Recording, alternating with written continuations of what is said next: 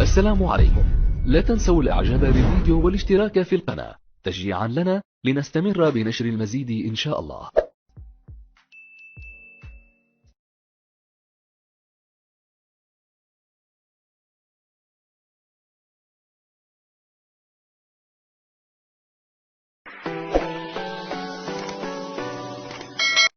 شبكة الإذاعات الإقليمية من القاهرة مسؤول 100 مليون. أهلا بكم أعزائي المستمعين، احنا معاكم من دلوقتي لحد الساعة 2:30.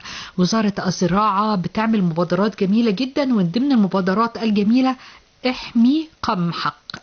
ما هي هذه المبادرة؟ لمزارعي القمح برنامج احمي قمحك لزيادة إنتاجك وأرباحك. ايه المبادرة الجميلة دي اللي عاملاها وزارة الزراعة؟ معنا الآن تليفونيا دكتور عطوة محمد عطوة، مسؤول الإرشاد الرقمي وتوعية المزارعين بوزارة الزراعة. دكتور عطوة مساء الخير. مساء الخير يا فندم. بس حضرتك دكتور عطوة أحمد عطوة. دكتور عطوة أحمد عطوة. اهلا بحضرتك. الرقمي بالحمله القوميه للقمح ومدير مكتب اداره تطوير التكنولوجيا بمركز البحوث الزراعيه. اهلا بحضرتك دكتور عطوة احمد عطوة، مدير مكتب اداره تسويق التكنولوجيا ومسؤول الارشاد الرقمي بالحمله القوميه للقمح. عايزين نعرف ما هو هذا العنوان لمزارعي القمح، برنامج احمي قمحك لزياده انتاجك وارباحك. ما هو تفسير هذا العنوان؟ طيب، هي القصه يا فندم ان احنا طبعا القمح بما يمثله من اهميه قصوى لنا لمصر كلنا وللمزارعين، ان هو محصول استراتيجي واهميته كبرى ان هو مصدر رغيف العيش. احمي قمحك هو عباره عن تجسيد او تعظيم للتطور اللي بتشهده الدوله في التحول الرقمي في المجالات كافه، ونخص منها الزراعه اللي هي مجال عملنا. احمي قمحك هو عباره عن مجال بيقدم الارشاد الرقمي او الارشاد الزراعي بشكل رقمي للمزارع المصري، عشان كل التعليمات الزراعيه والارشادات الزراعيه توصل للمزارع زي ما بنقول كده لحد جيبه اللي هو على الموبايل بتاعه. عارفين طبعا حضراتكم ان كل الناس دلوقتي بتشتغل على السوشيال ميديا او على وسائل التواصل الاجتماعي، ومعاها تليفونات اللي هي التليفونات الحديثه اللي بيقولوا عليها سمارت. نسبه كبيره جدا من المزارعين معاهم، ولو مش معاهم هي مع اولادهم وبناتهم. فاحنا بنحاول نوصل له المعلومه الارشاديه لحد عنده، لان احنا طبعا عندنا عدد كبير من القرى والمزارعين في اماكن متراميه الاطراف، وعدد المرشدين الزراعيين عددهم بسيط جدا، فبالتالي احنا ما بنقدرش نغطي العدد ده. فاذا قلنا ان احنا نفكر في فكره ان احنا نوصل لكل بيت زي التلفزيون والاذاعه ما بتوصل لكل بيت، لا احنا هنوصل لكل ايد مزارع بالتعليمات بتاعتنا والتنبيهات بتاعتنا لمحصول قمح. بنوصل له العمليات الزراعيه، وبنوصل له العمليات الارشاديه، بنوصل له عمليات مكافحه الامراض والافات اول باول، وبنستقبل كمان مشاكله وبنحلها له من خلال الحمله القوميه للقمح وبرنامج احمي قمحك.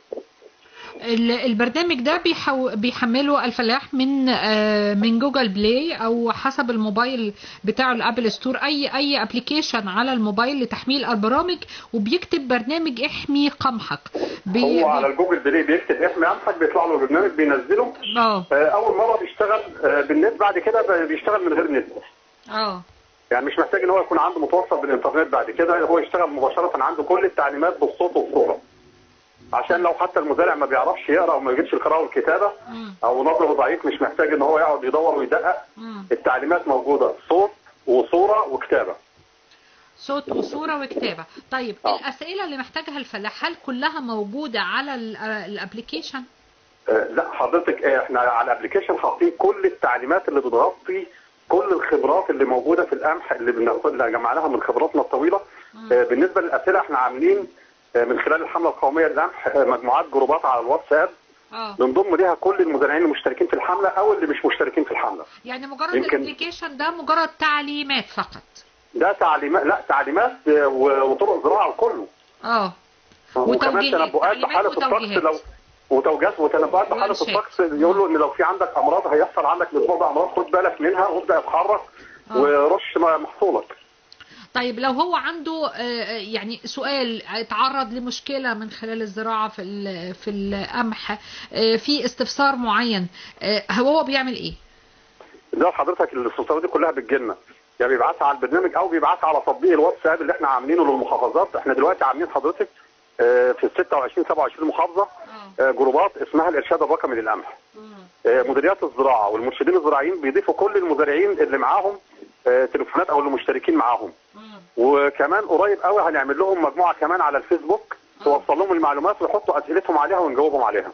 ده جميل جدا يا دكتور عطوة، لأن التخاطب الرقمي والوسائل الاتصال التكنولوجية دي هي التطبيق الحالي اللي احنا عايزين نسعى ليه لتسهيل وتعريف أكتر للمزارع، وده الخطوة جميلة جدا إن اللي قمتوا بيها، والمبادرة دي أكثر من رائعة. إيه تاني بتقدموا المبادرة للفلاح يا دكتور عطوة؟ طيب هو حضرتك احنا في إيجاز كده احنا قلنا نمشي مع المزارع بتاعنا بكل طرق التواصل الاجتماعي او التواصل الرقمي. بدانا معاهم من بدايه الحمله زي ما قلت لحضرتك ان احنا عملنا لهم مجموعات واتساب ويتواصلوا على الاسئله. بدانا اول ما بدانا في اسبوعين وصلنا 2000، بعدها باسبوع بقينا 3000، دلوقتي تعدينا 7 او 8000 مزارع في خلال شهر ونص. ده المجموعات الرسميه، في بينبثق منها مجموعات فرعيه بتوصل لهم برضو الاسئله والتعليمات عن طريق الواتساب. بعد كده ضفنا لهم برنامج يحمي قمحك، وده برنامج عباره عن تطبيق موبايل على جوجل اب.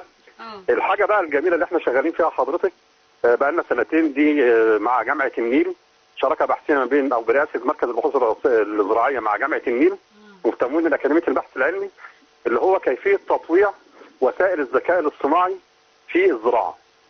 ان احنا بتطبيق على المحمول، المزارع بينزل التطبيق بينزل في الحقل بتاعه. بالنسبه للمحاصيل الاستراتيجيه اللي احنا اشتغلنا عليها 3 محاصيل اللي هو القمح والارز والشعير، عنده مشكله في الحقل بيصورها، البرنامج بيرد عليه في ثانيتين بالظبط، يقول له التشخيص والعلاج. جميل جدا، جميل جميل. ولو المزارع مش قادر يصور، البرنامج بيساله يقول له اوصف الحاله اللي عندك بصوتك، وتروح للبرنامج بيحولها لنص ويتعامل معاها ويرجع له الرد بتاعه تاني في صوره وكتابه وصوت. طيب من خلال طرح هذه البرامج وخلال التعامل الالكتروني مع الفلاح المصري، نسبة التعامل وصلت لكام يا دكتور عطوة؟ بص حضرتك، احنا لما بدأنا ان احنا قلنا هنعمم الارشاد الرقمي في القمح، كان كل تفاؤلنا ان المزارعين مثلا مش هيتعدوا ال 2000 او 3000 اللي يستجيبوا في فترة وجيزة جدا. للاسف لقينا ان، او مش للاسف، لحسن الحظ لقينا ان تفاعل المزارع ودرجة وعيه جامدة جدا، واصبح المزارع دلوقتي لو بعت سؤال وتاخرنا عليه نص ساعه بيستعجلنا. يعني المزارعين حريصين فعلا ان هم يوصلوا للمعلومه باي شكل، ففي تجاوب جميل جدا جدا من المزارعين بمختلف فئاتهم، حتى من لا يجيد القراءه والكتابه لما لقى الرسائل بتصل صوتيه بيتجاوب وبيبعت رسالته في شكل صوت واحنا بنرد عليه برضه بصوت. لا يعني الحمد لله في تجاوب جميل من المزارعين. يعني احنا قلنا ان المفروض كانت استراتيجيه التنميه الزراعيه المستدامه 2030 بالنسبه للزراعه، ان الزراعه في 2030 هتتحول كلها الرقميه. اعتقد ان لو مشينا بالخطوات دي واستغلينا الموضوع ده في كافه المحاصيل، اعتقد على 25 هتبقى كل الزراعه المصريه كنت هقول لحضرتك هنسبة قبل 2030 بالظبط. يعني 2025 اعتقد كل الزراعه المصريه هتبقى كلها رقميه في ارشاد الزراعه وفي كل العمليات الزراعيه. ان شاء الله ان شاء الله. وده طبعا ليه ناتج في الحفاظ على الزراعه والحفاظ على مستوى وعي الفلاح والحفاظ على المحصول، وايضا على الحفاظ على الناتج والحفاظ على جيب الفلاح المصري. طبعا يا فندم.